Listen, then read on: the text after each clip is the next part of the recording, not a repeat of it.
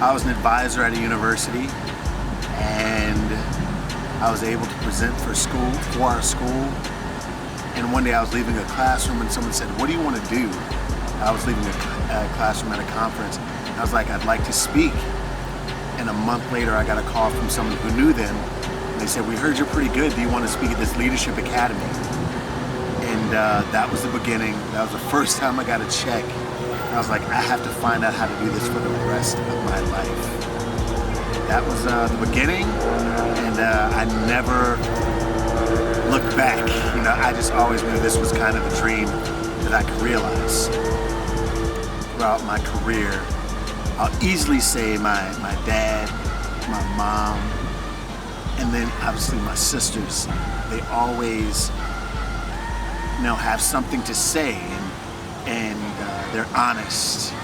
They're also thoughtful, you know, so that has always put me in an advantage, because while I have to push through things, and sometimes their honesty comes with things that I don't want to hear because I just want stuff to be right, it doesn't always mean that it's going to be easy. So certainly my family they've influenced me most. Now, let's say in terms of like daily motivation, we grew up with Zig Ziglar, you know, and singing jingles like, you know, "Get that stinking thinking out of here." Like, so it was, and those like hokey jingles that my sisters and I went to school singing that didn't make us the coolest, you know, but it really altered and continued to change and evolve my life in a positive way.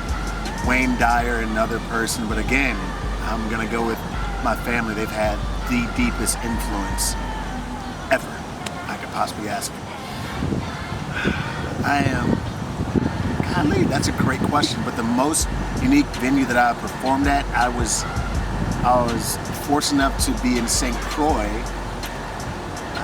teaching the salsa life on the ocean, in the sand, on the beach. Everyone had their shoes off, rolled their pants up, and we were doing the salsa life on the ocean, on the beach.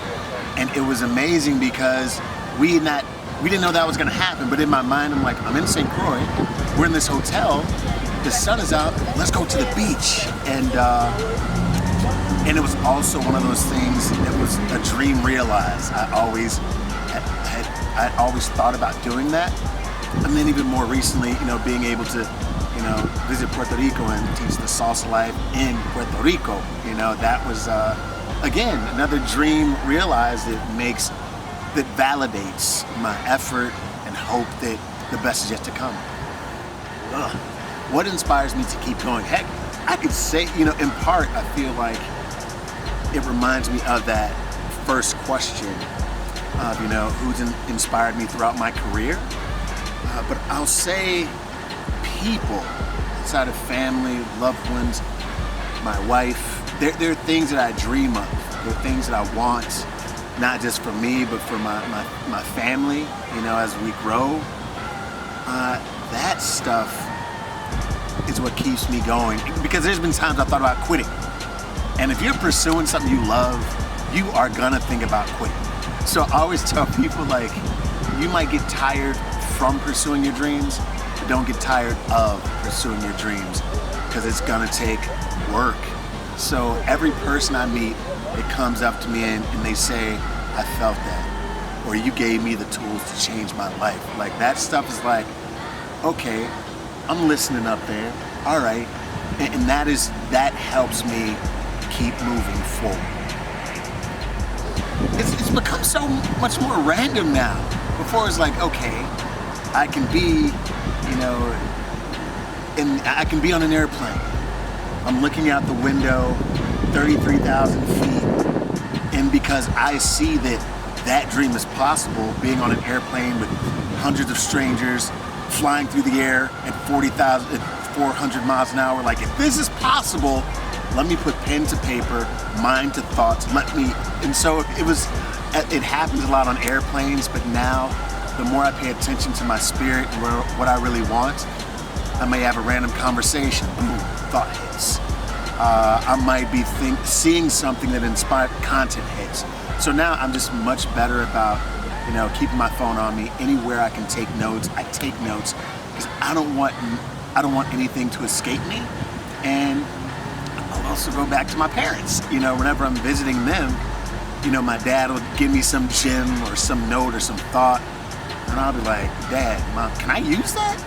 And they'll say, listen, son, one day we're gonna leave the earth, and we don't want to take anything with us. So if we have it up here or in here, we're gonna give it to you.